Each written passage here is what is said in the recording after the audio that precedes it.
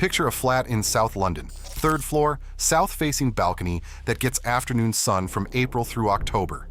The tenant has been watching that sun hit the railing every day for 3 years, paying 27 pence per kilowatt hour for electricity, which is among the most expensive electricity in Europe. On the other side of the channel, their German equivalent bought 2 solar panels, plugged them into the wall, and is generating free electricity every afternoon.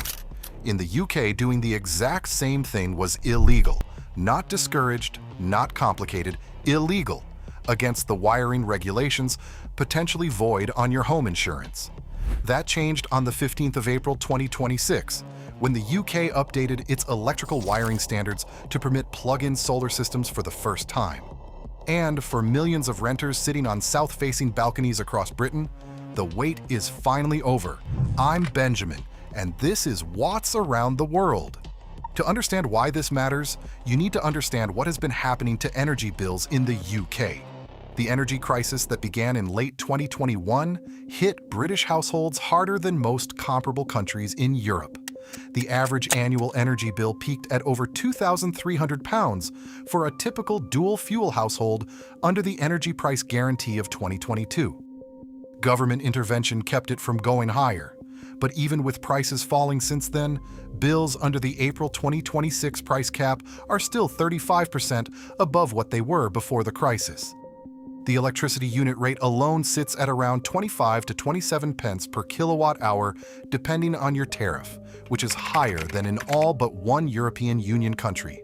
Germany, which has its own reputation for high electricity prices, actually charges less per unit than the UK does right now. The House of Commons Library confirmed in early 2026 that UK electricity prices were higher than in all but one EU state throughout the second half of 2024, and that the ratio of electricity prices to gas prices in the UK was higher than in any EU country at the same time. The people who feel this most acutely are renters. Citizens Advice published research in 2025, finding that more than 2 in 5 private renters in England and Wales, around 4.5 million people, had to ration gas and electricity to afford their energy bills the previous winter. A third of renters, 3.5 million people, struggled to heat their home to a comfortable temperature. People wore gloves indoors. They skipped hot meals. They limited heating to one room and closed off the rest of the flat, cutting their living space in half in order to cut their bill. The charity warned that poor quality housing was trapping renters in homes that were both unaffordably cold in winter and dangerously hot in summer, and that tenants were afraid to ask landlords for the improvements that would fix it. Because 29% of renters said they avoided requesting repairs or renovations out of fear of rent increases or conflict with their landlord. Of those who did ask, 13% said their landlord imposed conditions like higher rent, and 7% said the landlord simply refused. This is not a fringe situation. It is the structural reality for millions of households. The majority of renters, 57%, live in properties with an energy efficiency rating below EPCC, meaning their homes are poorly insulated and expensive to heat by design.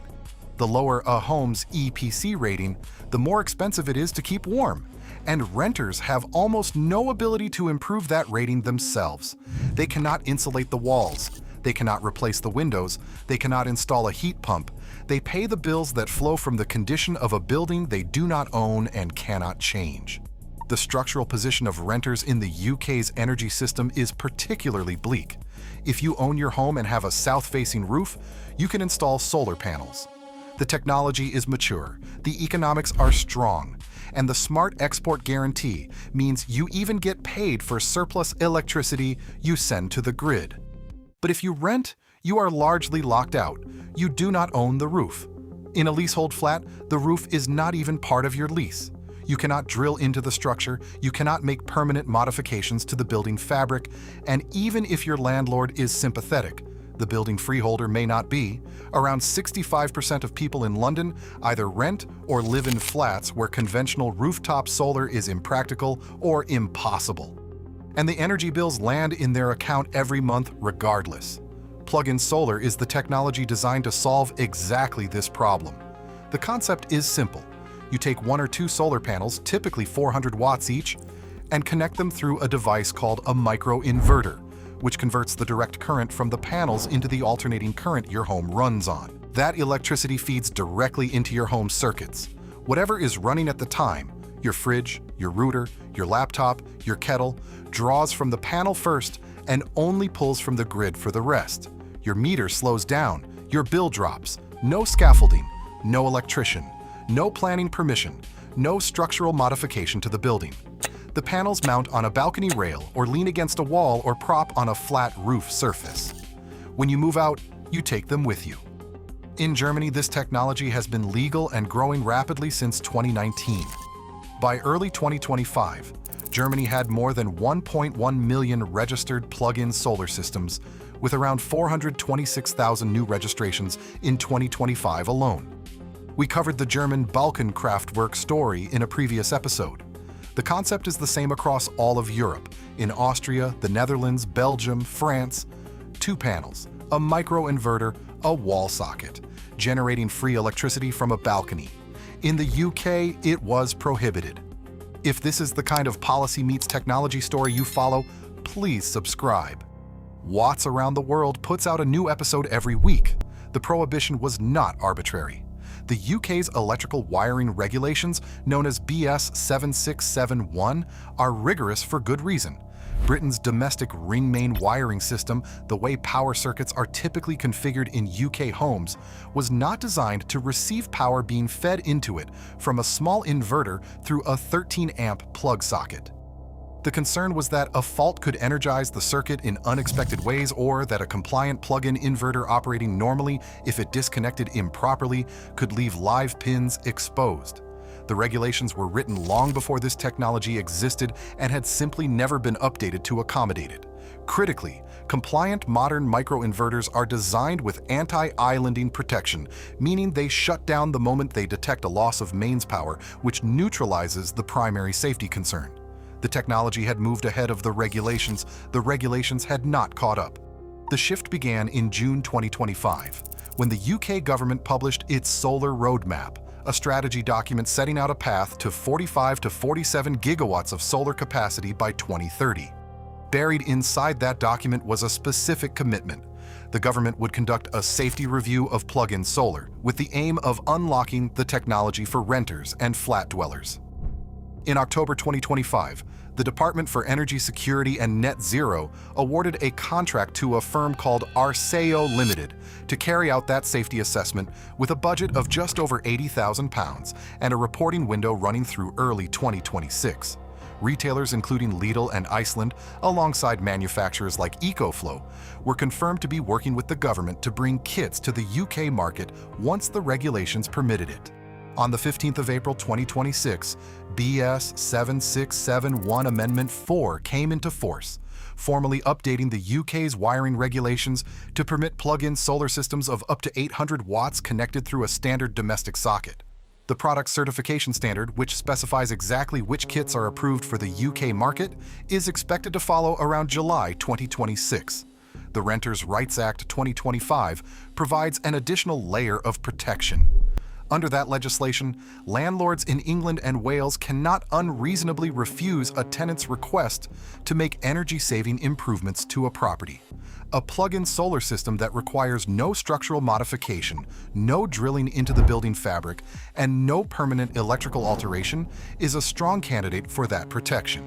In practice, the system clips onto an existing balcony rail using manufacturer-provided brackets.